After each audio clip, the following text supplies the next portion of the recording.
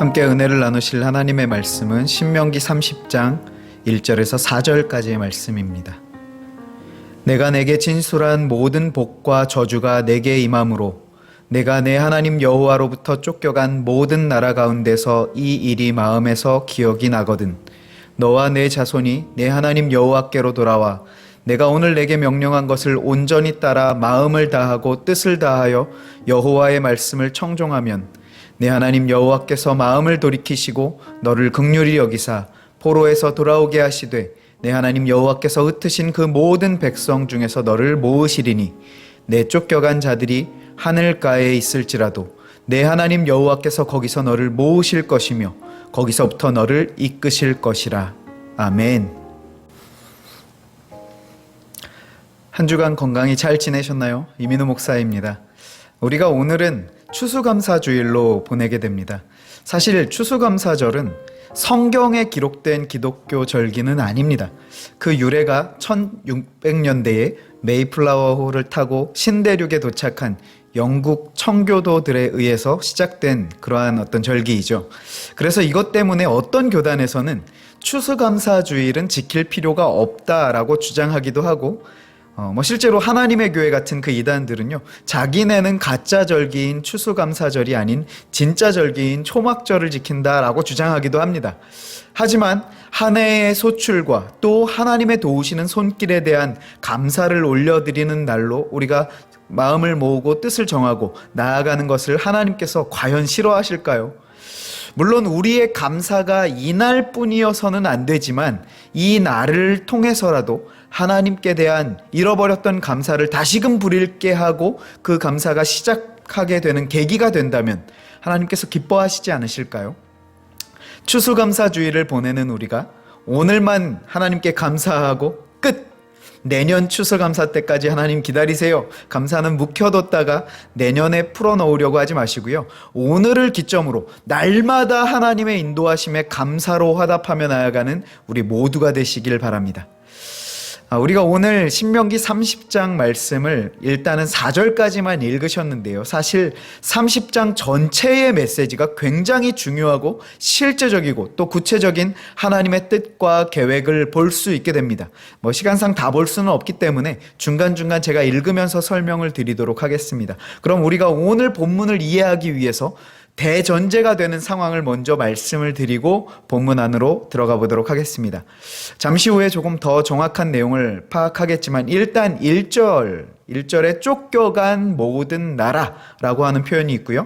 3절에 보시면 흩으신 그 모든 백성 중에서 너를 모으시리니 4절 쫓겨간 자들이 하늘가에 있을지라도 거기서 너를 모으실 것이며 5절 내 조상들이 차지한 땅으로 돌아오게 하사 7절 적군과 미워하고 핍박하던 자들이 등장하면서 그들에게 저주를 내리시겠다라고 말씀하시죠. 자, 이 내용들을 보실 때 어떤 그림이 그려지셨나요? 이스라엘이 쫓겨났다는 상황, 그리고 거기로부터 다시 돌아오게 하실 것에 대한 그림이 그려지지 않으시나요? 바로 이것이 오늘 본문의 상황적인 배경입니다. 제가 이 말씀을 왜 앞서 드리고 있는가 하면요, 우리가 가지고 있는 개역개정 번역의 1절에서 우리가 자칫 오해가 생길 수가 있어서 먼저 말씀을 드리는데요, 1절을 보시면 내가 내게, 모세가 이스라엘 백성들에게 진술한 모든 복과 저주가 내게 임함으로, 자, 이렇게 볼 때 이스라엘이 받은 것이 복입니까 저주입니까 둘 다입니까? 이 구절만 보면 둘 다이죠. 그런데 그렇게 이해를 하면 성경의 내용과 맞지가 않아요. 왜 그런가 하면 앞서 우리가 지난주 본문 28장에서 축복과 저주를 선포하는 내용이 있었죠. 그때 축복의 내용을 다시 보시면 보시기에 앞서서 복습 한번 할까요? 자, 축복과 저주의 기준이 뭐였는지 혹시 기억이 나십니까? 누가 축복을 받고 누가 저주를 받습니까?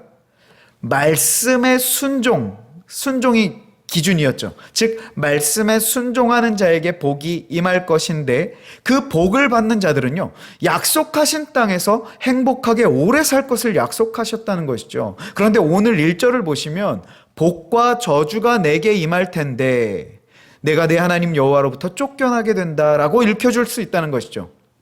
제가 지금 무슨 말씀을 드리려고 하는 건지 이해가 가시나요? 다시 말씀을 드리자면 복이 임하면 여호와로부터 쫓겨가지 않아요. 여호와로부터 쫓겨나가는 것은 저주의 결과인 것이죠. 복과 저주가 너희에게 임하면이 아니라 저주가 임하면이 조금 더 자세한 표현인 것이죠. 그래서 오늘 본문 1절 이 말씀을 원어적인 의미로 정확하게 이해하기 위해서 한글로 번역된 성경들 중에 가장 가까운 번역본을 제가 읽어드릴게요. 현대어 성경 버전인데요. 나는 이제까지 여러분에게 순종하면 복을 받고 불순종하면 멸망한다는 것을 분명하게 말하였습니다. 순종의 결과로 인한 복과 저주 두 결론에 관해서 분명하게 언급했다라는 것이죠. 그런데 이어지는 접속사가 중요합니다. 그런데도 여러분과 후손들이 순종하지 않으면, 이게 오늘 본문의 전제가 되는 배경입니다. 즉 이스라엘이 하나님의 말씀에 순종하지 않아서 저주가 그들에게 임할 때인 것이죠. 불순종으로 저주가 임해서 흩어지게 되었을 때라는 것입니다. 계속 이어서 보시면 그때가 되면 여러분은 거기서 제정신을 차리게 될 것이다 라고 얘기합니다. 이 표현을 우리 개역개정 번역에서는 이 일이 마음에서 기억이 나거든 이라고 표현을 했어요. 자, 이 표현도 보시면요, 이 일이 마음에서 기억이 나거든 하면 어떤 느낌이 드십니까? 저주가 임했을 때 이게 마음에서 이런 생각들이, 기억이 싹 피어오르면서 생각이 들게 되는, 뭔가 좀 수동적인 느낌이 들지 않으세요? 그런데 히브리 원어로 보시면 기억이 나다라는 하쉐보타라는 단어를 사용했는데요. 이 단어는요, 사역형 완료 2인칭 동사라고 합니다. 해서 해석을 할 때 수동적인 자세보다 좀 더 적극적이고 능동적으로 곰곰이 생각해서 기억해내는 자세를 나타내는 그러한 표현이라는 것이죠. 즉 다시 말해서 저주가 임할 때 너희는 신명기 28장의 약속을 기억해내라는 것입니다. 뿐만 아니라 오늘 본문의 메시지가 그때에 회개하고 여호와께 돌아오라라는 것이거든요.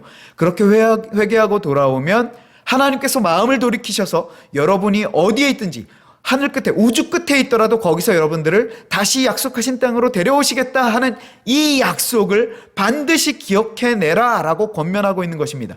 즉 말씀드린 이 내용이 오늘 본문의 전체적인 분위기이자 내용입니다. 다시 정리해보면 불순종으로 인해 임한 저주의 자리에 있을 때 거기서 회개하고 주님께 돌아와라. 그러면 하나님께서 너희를 찾으시고 구원하시고 다시금 관계를 맺어주시고 함께 해주실 것이다. 그때가 되면 너희가 마음을 다하고 뜻을 다하고 힘을 다하여 주 너희 하나님을 사랑하고 그의 계명을 지켜 행하게 될 것이다. 약속하시는 말씀입니다. 그러면 이것으로 이제 오늘 본문의 내용 파악이 끝났습니다. 자, 그럼 이제 설교가 끝인가? 당연히 그렇지 않겠죠. 자, 이제부터가 진짜입니다. 파악한 이 내용 안에서 어떤 하나님을 발견하셨습니까? 우리 오늘은요, 이거 하나만 찾고 만나고 체험하고 돌아가셔도 좋을 것 같습니다. 어떤 하나님을 만나십니까? 우리가 오늘 본문을 통해 만나는 하나님은요, 용서하시고 구원하시고 복 주시려고요, 눈을 크게 부릅뜨고 우리를 관찰하시는 그러한 하나님을 만나게 됩니다. 우리를 도우시려고요, 막 애타게 기다리고 계신 그 하나님의 열정과 이 사랑의 마음이 느껴지지 않으십니까? 자, 보세요. 1절 상황이 어떤 상황이라고 했죠? 이스라엘이 하나님의 말씀에 불순종해서 진노가 임했을 때가 전제가 된다고 했어요. 그때에 하나님의 이 약속을 기억하라라고 하면서 권면을 하죠. 그리고 2절은 요약해서 표현하자면요, 회개입니다. 하나님의 말씀을 따르지 않던 자리에서 일어나 하나님 여호와께로 돌아와 그 말씀에 순종하는 그 회개를 말씀하는 것입니다. 그러면서 이어지는 3절과 4절을 보세요. 회개하고 돌이키기만 하면 하나님께서요, 기다리셨다는 듯이 이렇게 해주시겠다 약속하고 계신 장면 아닙니까? 우리가 한 주간의 삶을 살다 보면 하나님의 말씀에 순종할 때가 더 많으세요? 아니면 불순종할 때가 더 많으세요? 저는 하나님의 말씀을 적극적으로 순종하지는 않지만 그렇다고 대놓고 불순종하지는 않습니다. 혹은 잘 기억하지 못할 뿐이지 불순종하지는 않아요 라고 얘기하시는 분들이 계실지 모르겠어요. 지난주에 말씀드렸죠? 저는 불순종하지 않습니다라고 입으로 주장한다고 하더라도 그 일주일의 삶에서 말씀을 사모하고 순종하는 자리가 없다면 그것은 하나님의 말씀을 따르는 것이 아닌 세상, 즉 사탄의 말을 따르는 것이다 라는 얘기입니다. 그렇게 불순종하며 세상과 짝하여 살아가다가 어떤 일과 계기로 인해서 하나님의 진노 혹은 징계와 같은 회초리가 느껴지신다면 오늘 본문의 하나님의 약속을 기억하고 신뢰하고 주님께로 돌이키라 하는 것입니다. 그렇게 약속을 기억하고 하나님 잘못했어요, 하나님 말씀에 순종하며 나아가겠습니다, 도와주세요 하고 회개하고 기도하기만 하면 어떻게 하시겠다? 나머지는 하나님께서 다 알아서 하시겠다 하는 약속입니다. 그런데 간혹 보면 스스로 판단하기를 내가 신앙적으로 하나님으로부터 너무 멀리 떨어져 있다라고 느낄 때가 있지 않으세요? 마치 이젠 돌아가기에도 불가능할 것처럼 여겨질 정도로 멀게만 느껴지실 때가 있지 않으십니까? 오늘 본문은 그런 분들에게 오히려 더 강하게 주시는 말씀입니다. 물론 잠깐 시냇가에 발이 잠긴 정도의 상태에도 해당하겠지만 늪에 빠졌는지도 모르고 있다가 정신 차렸는데 이게 목까지 차올라서 스스로 빠져나기가 불가능하다라고 여기는 그 신앙의 상태까지도 해당하는 말씀이라는 것이죠. 우리 청년들이 오늘 어떤 상태의 신앙의 상태인지 저는 정확히는 잘 모르겠어요. 시냇가에 발목이 잠긴 정도인지 늪에 빠져 있는 정도인지 짐작이 대충 가기는 하지만 스스로 어느 정도 판단이 되실 거라고 생각을 합니다. 그것이 판단된 바로 그때에 여호와께 돌아오라라는 것입니다. 이 신앙의 침체의 늪에서 내가 어떻게 빠져나올지 이것에 대해서는 생각하지 말라는 것입니다. 그건 하나님께서 하실 일이시다. 너가 할 일은 그 자리에서 인지하고 여호와 하나님의 이름을 부르라는 것이죠. 회개하고 하나님을 사랑하고 말씀에 순종하는 자리로 나아가게 해달라고 하나님께 구하라는 것입니다. 그런데 그것을 구하기만 하면, 조금 더 적극적인 표현으로는요, 구하자마자 기다렸다는 듯이 하나님께서 너를 불가능할 것 같던 그 늪에서 건져내 주실 것이고, 4절이요, 너가 쫓겨간 것이 하늘 높이 있을지라도 거기서로부터 너를 모으실 것이다. 누가? 하나님께서요. 오늘 본문에서 요구하시는 회개는요, 신앙의 늪에서 탈출해서 나오라는 것을 요구하시지 않습니다. 만약 그것을 요구하는 것이라면 이것은 굉장히 힘들고 거의 불가능에 가까운 일일 것입니다. 그런데 읽지는 않았지만 11절 말씀 보세요.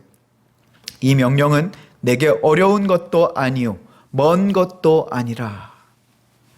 12절 13절이 말하는 것은요, 이 명령이 하늘 끝에 있어서 하늘 끝에 올라가서 가져와야 할 만큼 어려운 것도 아니고 바다 밖에 있어서 그 밖에 있는 너머의 것을 가져와야 할 만큼 에너지나 그러한 우리의 시간을 요구하는 것이 아니다. 그러면서 14절, 이 말씀이 얼마나 가까이에 있냐, 내 입에 있고 내 마음에 있지 않냐, 그것을 기억하고 묵상하고 순종하는 것은 결코 어려운 일이 아니라는 것이죠. 그러면서 15절에 보시면 오늘 너의 앞에 생명과 복 그리고 사망과 화, 저주가 있다. 너는 무엇을 선택하겠는가 하는 것입니다. 그리고 19절 끝에 부분에 보시면 너와 내 자손이 살기 위하여 생명을 택하라 라고 합니다. 그러면서 마지막 20절 결론적인 메시지인데요, 하나님을 사랑하고 말씀에 순종하고 그를 의지하라고 합니다. 오늘 본문의 전제가 불순종으로 하나님을 떠난 자들에게 회개를 촉구하는 것이기 때문에 지금 신앙생활을 뜨겁게 열심히 잘 하시는 분들에게는 해당이 되지 않을 수 있어요. 그렇게 볼 때 오히려 우리 모두에게 굉장히 필요한 말씀이라고 생각을 하는데요, 이 메시지를 그냥 1차원적으로 성경 말씀에 순종하라는 거구나 라고 여기지 마시고요, 이 안에서 우리를 구원하시고 살리시려고 복 주시려고 모든 신경을 초점하여 기다리고 계시는, 듣고 계시는 그 하나님의 사랑의 마음을 우리가 깊이 묵상해 보는 시간을 가져보셨으면 좋겠습니다. 다시 지난주의 메시지로 가서 생각해 보시면 누가 하나님의 말씀에 순종할 수 있다라고 했습니까? 하나님을 사랑하고 그분을 신뢰하고 하나님이 나의 인생에 있어서 가장 중요한 분이시다라는 것을 마음으로 인정하고 고백하는 자가 그 말씀에 순종하게 된다라고 말씀을 드렸습니다.